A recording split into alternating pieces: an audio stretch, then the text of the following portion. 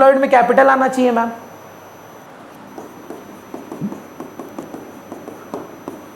जितने भी कैपिटल्स हैं आ जाएंगे, ए है, बी है, सी है, डी है, ऑल पार्टनर्स का सारा कैपिटल प्लस कर देते हैं, प्लस करंट अकाउंट बैलेंसेस जो क्रेडिट में, हाँ या ना। अगर फिक्स्ड कैपिटल मेथड है, आपने फंडामेंटल्स पढ़ा होगा, तो दो बनते हैं। तो एक कैपिटल कौन सा है, सिर्फ कैपिटल, और दूसरा कमाया हुआ। तो करंट अकाउंट बैलेंसेस जो है वो प्लस हो जाने चाहिए, कमाया हुआ पैसा है, बोलिए ना। हमने लोन लिया है, we owe this money to the partners, so ये उनका पैसा है। Capital is the biggest liability of the business, so if we have earned money we have to give this money to the partners. The partner owes money to us, minus कर दीजिएगा if there is a current account balance in the debit side. देखिए ज़्यादातर, मैं तो इतना बड़ा बात नहीं बोल सकता कि नहीं आता है, ज़्यादातर फ्लक्चुएटिंग कैपिटल ही होता है, तो ये दोनों मिलेगा नहीं आपको। पर as a teacher I have to be exhaustive कि अगर आ गया तो करंट अकाउंट का क्रेडिट बैलेंस ऐड कर दीजिएगा, डेबिट बैलेंस डिडक्ट कर दीजिएगा, प्लस रिजर्व्स। अग्री करते हैं? 3-4 तो बोल पाएंगे? WCR, IFR, general reserve, PL credit balances, employees provident fund. शर्म नहीं आ रहा है? एम्प्लॉयज प्रोविडेंट फंड रिजर्व है?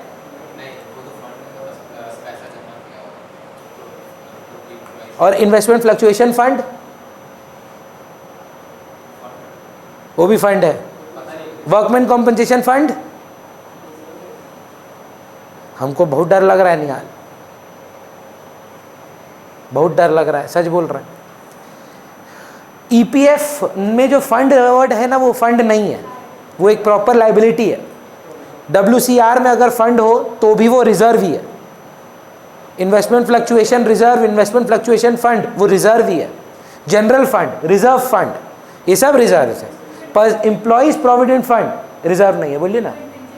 Contingency fund reserve, contingency reserve fund दोनों रिजर्व हैं। सिर्फ एम्प्लॉयज प्रोविडेंट फंड रिजर्व नहीं है, वो एम्प्लॉयज का पैसा है, तो उनको मत लीजिएगा इसमें।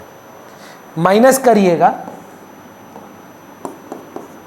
PL डेबिट बैलेंसेस, लॉस या कोई भी डेफर्ड रेवेन्यू एक्सपेंडिचर आ रहे हैं, वो अलग है। Advertisement expense, research and development, या कोई भी DRE डेफर्ड रेवेन्यू एक्सपेंडिचर जो एसेट साइड में आप दिखाते हैं। माइनस करिएगा गुडविल, कौन सा वाला, purchased goodwill, very good. Minus करिएगा लास्ट नॉन ट्रेड इन्वेस्टमेंट्स। ये बोर्ड में है, मैं आपको लिख के दे सकता हूं, लिख के ही दे रहा हूं। कुछ मत करिएगा, बैलेंस शीट में एसेट साइड में रहता है। बहुत ही ध्यान से हम पूछेंगे, हाँ बोर्ड में आके लिख के जाएंगे आप। तो जब तक ये क्लैरिटी नहीं आएगा दोनों में, एसेट अप्रोच लायबिलिटी अप्रोच, चाहे हमको 1 घंटा इसमें लग जाए, चैप्टर आज गुडविल पढ़ाना ही नहीं है, कैपिटल एम्प्लॉयड निकालना सिखाना है, क्योंकि बाकी का चैप्टर कुछ नहीं है। एवरेज प्रॉफिट मतलब मजाक है। जो प्रॉब्लम है वो कहाँ है, कैपिटल एम्प्लॉयड में प्रॉब्लम है, और यही कैपिटल एम्प्लॉयड आपको कैपिटलाइजेशन ऑफ एवरेज प्रॉफिट और सुपर प्रॉफिट में भी लगता है। So the most important discussion in valuation of goodwill, you can understand why I am saying this, that this will come, because in 3 methods this can be used. So it's common sense, no prediction. I have not seen the paper, it will be asked. If something is common in 3 parts, they are going to ask it. Clear है? एक last note लिख दीजिए, if in balance sheet investments are not mentioned, whether they are trade investments or non-trade investments, we assume they are non-trade investments. मेरा assumption नहीं है, ISC council का assumption है कि तुमको खटनी के लिए ही तो बता रहे हैं। तो अगर खाली इन्वेस्टमेंट है तो क्या मानोगे? नॉन ट्रेड इन्वेस्टमेंट मतलब डिडक्ट करोगे कि नहीं करोगे? करेंगे। बोलिए मैम। बहुत अच्छा सवाल पूछ रहे हैं। ट्रेड इन्वेस्टमेंट्स और नॉन ट्रेड इन्वेस्टमेंट्स में अंतर क्या है? नॉन ट्रेड इन्वेस्टमेंट्स का मतलब होता है ये बिजनेसेस में आपने जो पैसे लगाए हैं ये बिजनेस के लिए नहीं किया है आपने इन्वेस्टमेंट। ये आपने मान लीजिए कोई सब्सिडरी में पैसा लगाया, कोई होल्डिंग कंपनी को लोन दिया, तो ये इन्वेस्टमेंट से आप कोई ट्रेड रिलेटेड काम नहीं करना चाहते, बिजनेस के बाहर पैसा लगा रहे हैं। So that is why they are being removed from this concept. So for RKC, I can make an investment. But what if I make an investment in, let's say, stock market for personal gains, but with RKC funding? That is for me. But I am making investments in whose name? So that cannot be RKC's investment, but it is being recorded in RKC's balance sheet. So that investment is called non-trade investment. But the drawing will be when we sell it and withdraw money from the sale. It's still in the name of RKC. Still hold it as an investment. They are the owner of it, but it is not meant directly for the business. Normal profit? क्या बोल रहा है? थोड़ा सोच के जवाब दो।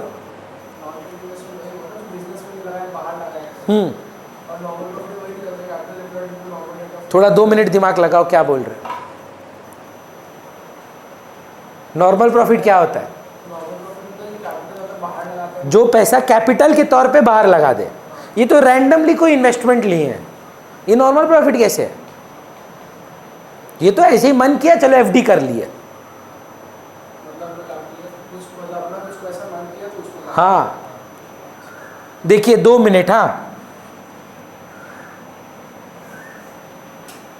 ये जरूरी है। तृतीया ऑनलाइन है? हाँ भैया। बोलेंगे लायबिलिटी अप्रोच से?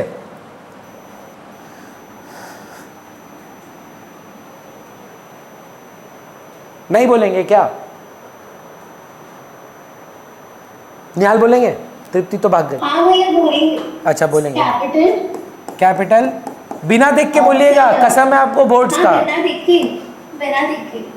हाँ फिर इसमें ऐड करेंगे करंट अकाउंट का क्रेडिट बैलेंस। अगर हुआ है ना? हाँ अगर हुआ current account credit balance minus करेंगे करंट अकाउंट का। Current account debit balance minus करेंगे। Minus non trade investments. Very good. Minus non trade investments. Minus any deferred expenditure. Minus PL credit नहीं PL debit. PL debit. Goodwill. और कुछ add? और add reserves. Employee provident fund. Employee provident fund reserve ही नहीं है, बोलिएगा ही मत। हाँ वो नहीं आएगा। चलेगा। अब दो बचपन में एक और चीज़ पढ़े होंगे मैम, ये आपको करना है। हाँ और यही मेरा प्रेडिक्शन है, आएगा लाइबिलिटी साइड से नहीं। हम इतना स्पेसिफिक क्यों बोल पा रहे हैं? लास्ट पेपर देखिए लाइबिलिटी साइड से पूछा। हम नहीं बोल रहे नहीं आ सकता है, हम बोल रहे हैं ज़्यादा प्रोबेबिलिटी एसेट साइड से कैपिटल एम्प्लॉयड निकालने का रहेगा। बचपन में एक इक्वेशन पढ़े थे हम लोग, C+L = A। तो अगर हम A - L कर दें, हाय ना में जवाब दीजिए, हमको कैपिटल नहीं आ जाएगा, यही कैपिटल एम्प्लॉयड आ जाएगा।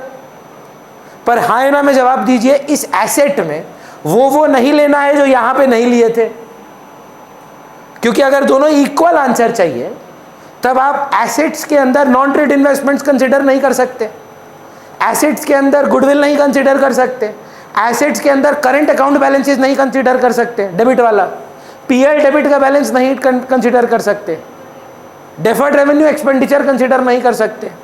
सो टोटल एसेट्स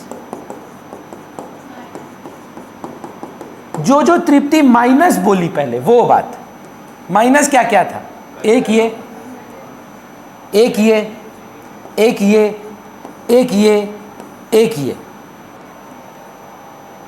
हाँ है ना? माइनस आउटसाइडर लाइबिलिटी इस बार, रिजर्व नहीं, क्योंकि बाकी का क्या चीज आया आपके पास, एसेट आया टोटल जो आप बोल रहे हैं, है ना? में जवाब दीजिए। आप बहुत बढ़िया बात बोले थे बीच में। एसेट्स में नॉन ट्रेड इन्वेस्टमेंट्स को इसीलिए हटा रहे हैं क्योंकि ये बिजनेस का है ही नहीं।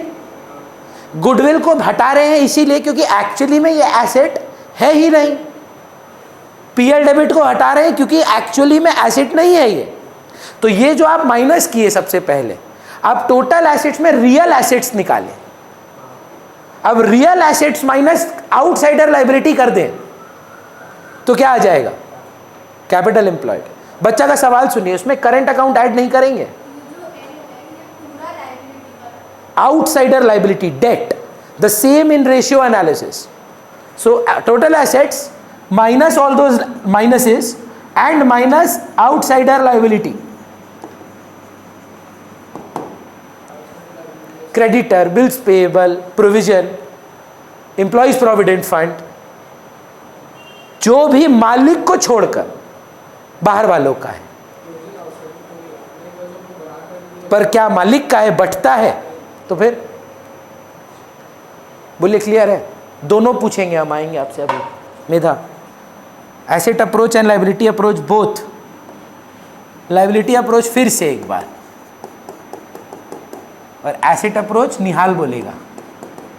आज जाएंगे ही नहीं घर, 10 बज जाए, जब तक ये राइट नहीं बोलेगा। बोलिए। Capital, current account credit balances if any, current account debit balance if any. भलाई के लिए 2-3 तो नाम दे दीजिए। WCR, general reserve, IFR, reserve fund, PL credit, etcetera etcetera. PL debit, DRE, goodwill, चलेगा? एक ही में लिख दिए।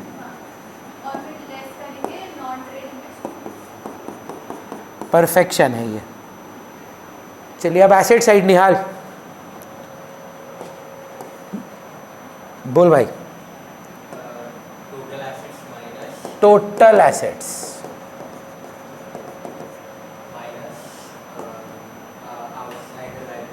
चलिए ठीक है, पहले ही बाहर वाला को हटा दिए।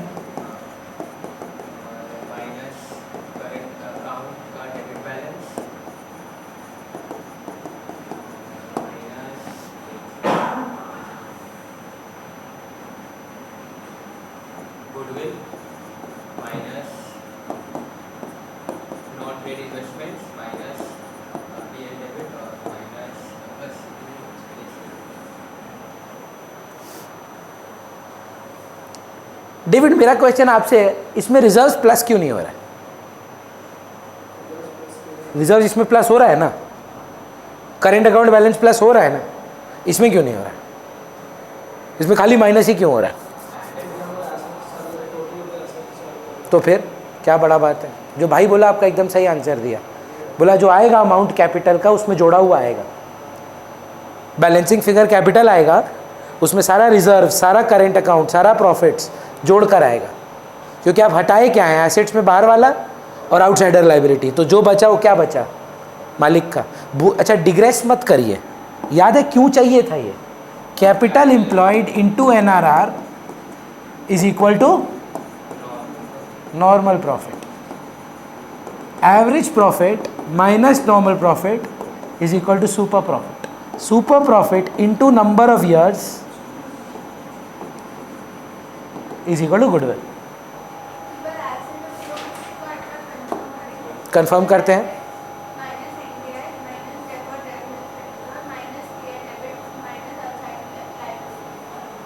Minus current account debit balance, it's in the asset side but it's a loss. एकदम PL डेबिट है, विड्रॉ कर लिया है मालिक पैसा लगाने से ज्यादा, तो basically the V O negative capital. Clear है सर? ये है सुपर प्रॉफिट मेथड। एक सवाल के तौर पे पूछ रहे हैं क्योंकि बोर्ड में आया हुआ क्वेश्चन है। प्रोसेस क्या है बस बता दीजिए। गुडविल दे दिया, नंबर ऑफ ईयर्स दे दिया, कैपिटल एम्प्लॉयड दे दिया, एनआरआर दे दिया, what is super profit? Goodwill दे दिया, नंबर ऑफ ईयर्स दे दिया, डिवाइड करके गुडविल निकाल, goodwill by number of years पर से दिया। अच्छा, what is average profit?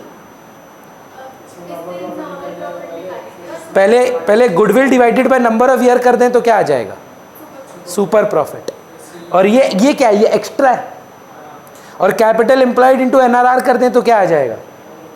Normal profit. Normal profit से जितना एक्स्ट्रा था वही मिलाकर ही एवरेज प्रॉफिट होगा। तो ये सवाल भी आने का संभावना है, पर इसमें भी कैपिटल एम्प्लॉयड शायद ना दे। एसेट से देखिए, आपको लग रहा है कि भैया इतना बड़ा सम थोड़ी ना आएगा। देखिए, इतना में सारा होगा ऐसा कितना प्रोबेबिलिटी है? 4 रहेगा जिसमें आपको समझना है एक लेना है एक नहीं लेना है। एक बैलेंस शीट देगा, सब में ये जरूरी थोड़ी ना करंट अकाउंट हो, गुडविल हो, पीएल डेबिट हो, WCR हो। आपको देखना है कि एग्जॉस्टिवली हम पढ़े हैं। अब उसमें आ जाए तो ठीक है, नहीं आए तो इग्नोर। चलिए, फोर्थ मेथड जो आता है आपका, वो है आपका कैपिटलाइजेशन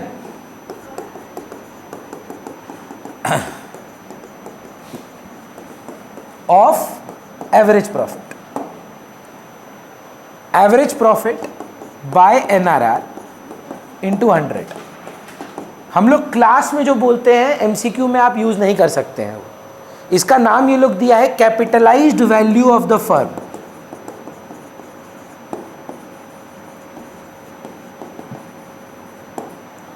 हम लोग जो शुड बी कैपिटल बोलते हैं एमसीक्यू के तौर पे कैपिटलाइज वैल्यू ऑफ फर्म या कैपिटलाइज वैल्यू ऑफ गुडविल भी बोलते हैं, कि कैपिटल के बेसिस से आपने एवरेज प्रॉफिट के बेसिस से आपने शुड भी कैपिटल निकाला है, तो इसमें गुडविल वाला पार्ट इंक्लूडेड है, minus capital employed. Again what capital employed? अभी देखें, अब कुछ सवाल में इतना इंफॉर्मेशन नहीं है, बस एसेट और लाइबिलिटी है, पर उस एसेट के अंदर क्या एनटीआई है, डीआरई नहीं है, पीएल डेबिट नहीं है, पीएल क्रेडिट नहीं है, तब क्या करेंगे? Asset minus liability is equal to capital. जिसमें नहीं है ब्रेकअप वो तो ए माइनस एल लेके ही कर देंगे। समझ रहे हैं बात को?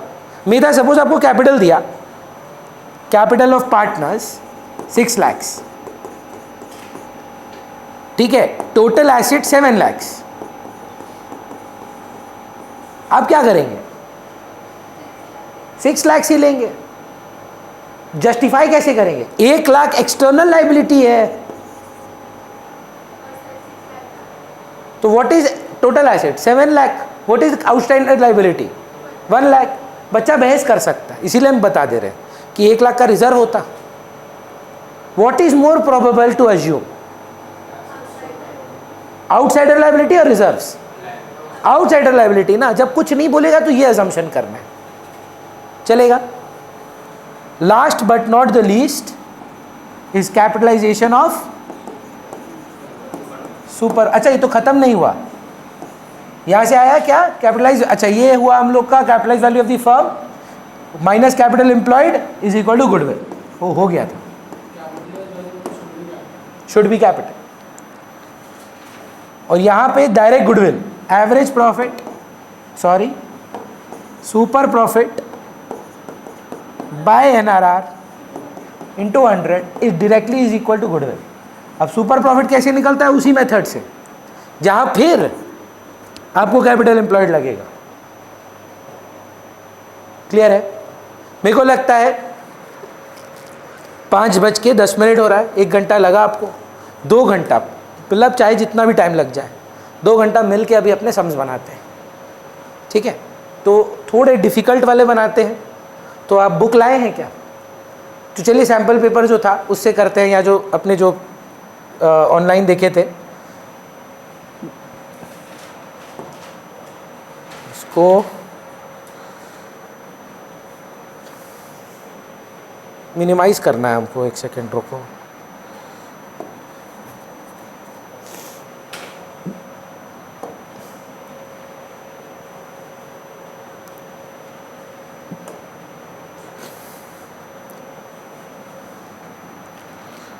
इधर से देखते हैं, रुको।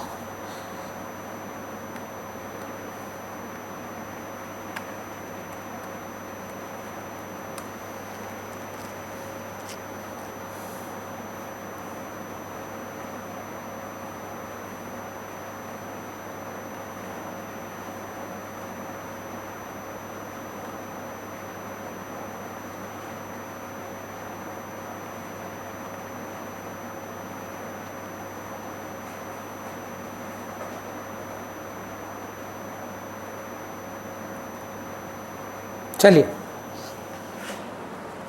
स्टार्ट करते हैं। डेविड बताओ क्या करें।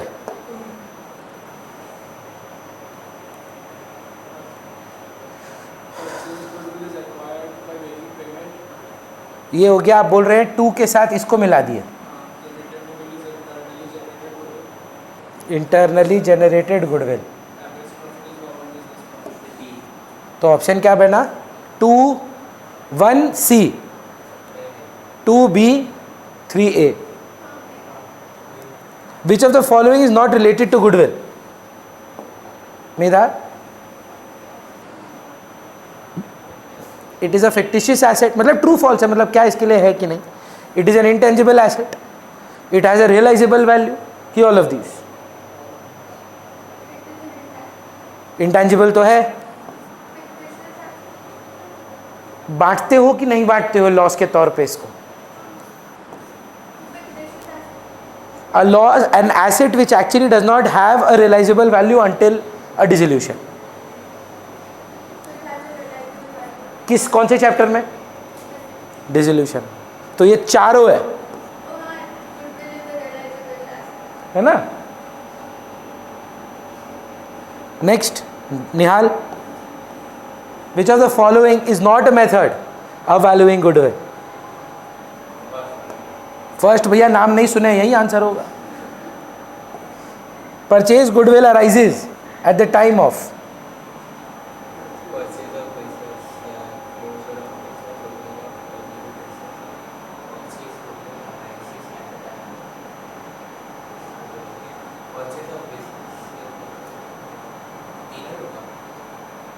नया बिजनेस खोलते समय कैसे आएगा बताओ तो?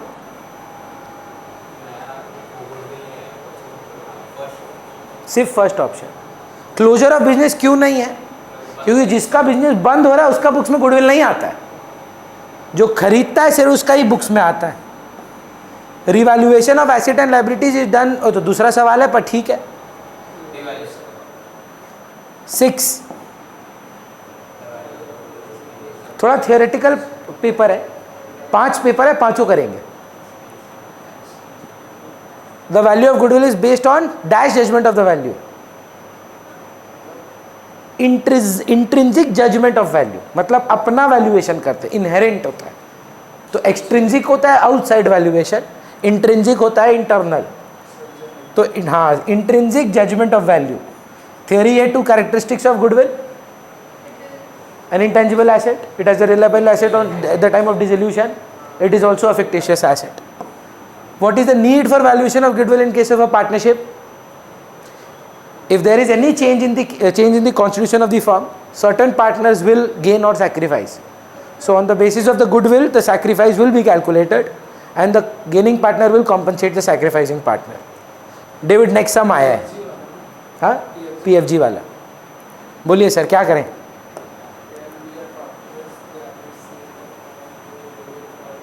To years purchase of average profit of the last 3 year, 3 साल का है। सेकेंड ईयर इंक्लूडेड अ पोसा ऑफ 10,000।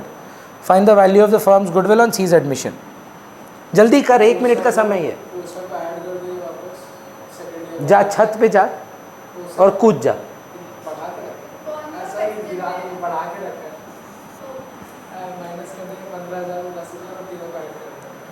बोल रहा है कि ये 15,000 में 10,000 का प्रॉफिट इंक्लूडेड है, तो हटाइए उसको वहाँ से। तो बेसिकली 10, 5 और 30, 45 डिवाइडेड बाई 3, 15,000 एवरेज। गुडविल का एक number of years, 2 years purchase, 30,000 is goodwill. बोलिए सर। हाँ बताइए, बोलिए ना। नहीं वो सब कुछ नहीं बोला है। 10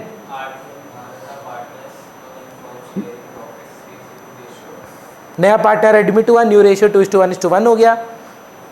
सारथी bought 1 lakh for a share of goodwill, goodwill appeared in the books of 30,000। Pass necessary journal entry, PFG का पूछ रहा है।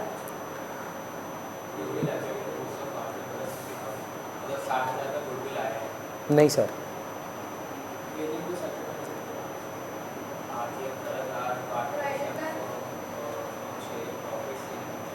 पहले तो हमको बताओ इसका मतलब क्या है और इसका मतलब क्या है।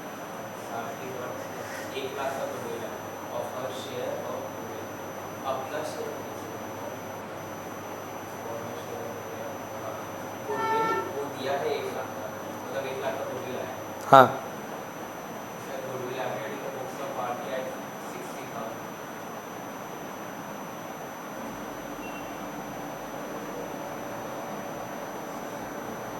डेबिट क्या फ़र्क है 1 लाख और 60,000 में? ये परचेज्ड गुडविल है और 1 लाख जो है वो पीएफजी है, गुडविल नहीं है। पीएफजी को बांटना पड़ता है कैसे? सैक्रिफाइसिंग रेशियो से निकालना पड़ेगा। और 60,000 को किस रेशियो में? ओल्ड रेशियो में। किस में? ए और बी में नहीं, बुक्स में है तो बैलेंस शीट में है गुडविल। चलिए, ओम शांति एंड नमो वाह। Are profit sharing losses equally they admit D. For this purpose goodwill is to be valued for the year 4 year purchase of average profit of last 5 years. Copy नहीं होता है क्या ये? तो शीट में करते हैं, ठीक है ना, चलो कोई बात नहीं। हाँ, तो ये प्रॉफिट है, प्रॉफिट है, प्रॉफिट है, प्रॉफिट है, लॉस है। बोल रहा है 1 अप्रैल 2018 को 5 साइकिल 20,000 का परचेज किए थे और उसको ट्रैवलिंग एक्सपेंस में डाल दिए, जो हम आपको सिखाए थे मेधा। साइकिल इनका एसेट है, इसको पीएल में लेके जा चले गए हैं गलती से। कौन से साल में देखिए, पहले तो आप बता दीजिए हमको निहाल, 1 अप्रैल 2018 कौन से साल को इम्पैक्ट करता है?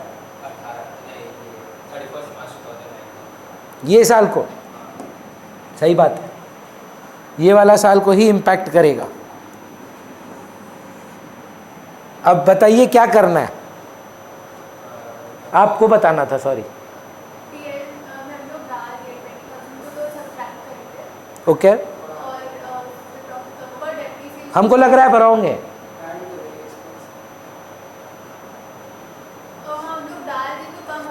20,000 से हम गलती से डेबिट कर बैठे, हमको नहीं करना चाहिए था, तो ऐड बैक करेंगे 20,000 और इस 20,000 पे आप डेप्रिसिएशन चार्ज करेंगे 25% ऑफ 20,000,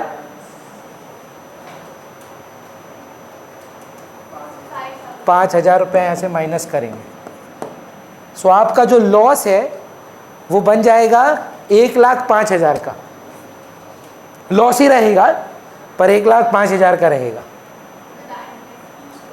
चलेगा। फिर जो ऐड लेस करके इंटू 4 कर दीजिएगा, डिवाइड बाय 5 इंटू 4। नेक्स्ट देखिए, तो ये वाला बढ़िया सम है। David, the weights assigned is 1 2 3 4। पहले वेट दे देते हैं लोग को, 1 2 3 4। अब बताओ क्या करना है। 31 मार्च 2018 का भाई तो बढ़िया पहचान रहे। अब आप बताओ ये कौन से साल के प्रॉफिट को इम्पैक्ट किया है? ये वाला साल को इम्पैक्ट किया है, ठीक है। क्या हुआ उस दिन? जब कोई कैपिटल एक्सपेंडिचर होता है वो कहाँ जाना चाहिए? बैलेंस शीट में लेके जाना चाहिए। वो लोग गलती से रेवेन्यू में लिख दिया है, मतलब खर्चा मान लिया है, तो वो इस साल के प्रॉफिट को क्या किया था? खर्चा लिखने से प्रॉफिट बढ़ जाता है। हाँ, चार्ज टू रेवेन्यू मतलब चार्ज टू पीएल है ना, पीएल में जाना चाहिए था, तो क्या कर दिए प्रॉफिट को? ठीक कैसे करोगे? ऐड करोगे बस, टैप उप नहीं चार्ज करना है, अगला साल नहीं करना है। पर एक्चुअली रिपेयर नहीं था। A major plant repair was undertaken. याद करके देखिए, क्लास 11 में पढ़ते थे रेवेन्यू और capital expenditure. If any expenditure increases the life of the asset it will be treated as the asset. तो ये तभी तो आप एडबैक कर रहे हैं। पीएल में नहीं डालना चाहिए था तो कहाँ डालना चाहिए था? अब एसेट में डालें तो उस पर डेब्ट चार्ज करेंगे कि नहीं चार्ज करेंगे? नहीं। डेफर्ड रेवेन्यू एक्सपेंडिचर का मतलब होता है कोई एक ऐसा खर्चा जो आपको सालों साल बेनिफिट देगा, पर एक्चुअली में वो एसेट नहीं है। ये तो एसेट ही है, लाइफ बढ़ाया है। हाँ, तो इस ईयर चार्ज करेंगे नहीं करें, पर नेक्स्ट ईयर करना पड़ेगा 1200 रुपया। चलिए परफेक्ट है। नेक्स्ट बोलिए, कौन सा साल को पहले इंपैक्ट करेंगे बताइए? सेकंड वाला कि ओ सेकंड वाला? हाँ ठीक है। कितना क्या करना है?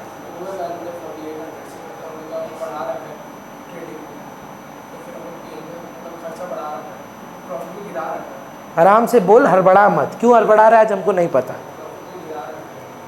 ऐसे एक तुक्का मारेगा हम मुंडी तोड़ देंगे तेरा। क्लोजिंग स्टॉक एक बार ट्रेडिंग बना ना, क्या हो जाता है तुम लोग को हमको समझ में नहीं आता है। कहाँ लिखता है क्लोजिंग स्टॉक? तो उससे प्रॉफिट गिर जाता है। प्रॉफिट बढ़ा के रखा हुआ है। कितना से बढ़ा के रखा हुआ है? क्या करें? माइनस कर देते हैं। क्या ये सिर्फ इस साल को ही इम्पैक्ट करेगा क्या? अगले साल का ओपनिंग कि पिछले साल का ओपनिंग? अगले साल का ओपनिंग। क्या किया है वो? क्योंकि उल्टा करते हैं। ये कोई लल्लू बात हुआ है तो? हाँ, खर्चा बढ़ा के बोल रहा है तो plus 4800 to cover management cost. इसीलिए सारा बात पहले ही डिस्कस कर लिए थे आपसे। क्या करें?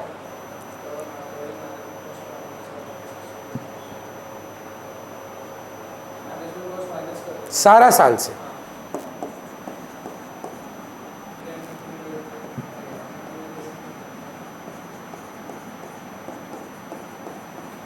प्रॉफिट को रेक्टिफाई करेंगे, फिर 1 2 3 4 को लिखेंगे, मल्टीप्लाई करेंगे, फिर डिवाइडेड बाय 1 + 2 + 3 + 4 करेंगे। एक बार निकाल लेंगे। हमको लग रहा है आपको निकाल लेना चाहिए।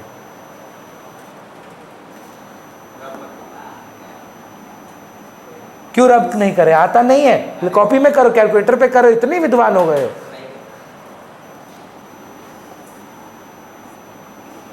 एक सेकंड रुको। कौन सा नंबर सम था?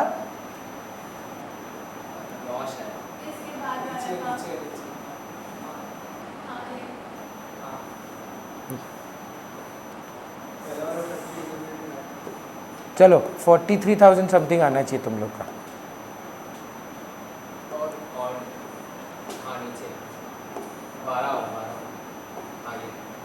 फटाफट करके दीजिएगा। सारा सोल्यूशन तो हम बोल ही दिए आपको, बस फटाफट प्रेजेंट करना है।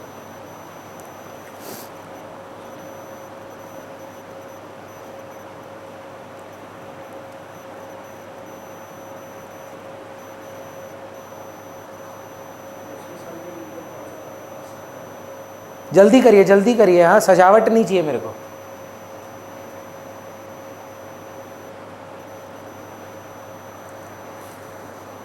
ऑनलाइन में क्या भाग गया सब? कौन कौन है? तृप्ति, महक, रिद्धि, स्नेहा। स्नेहा कर रही होगी, हिंदी पढ़ रही हो?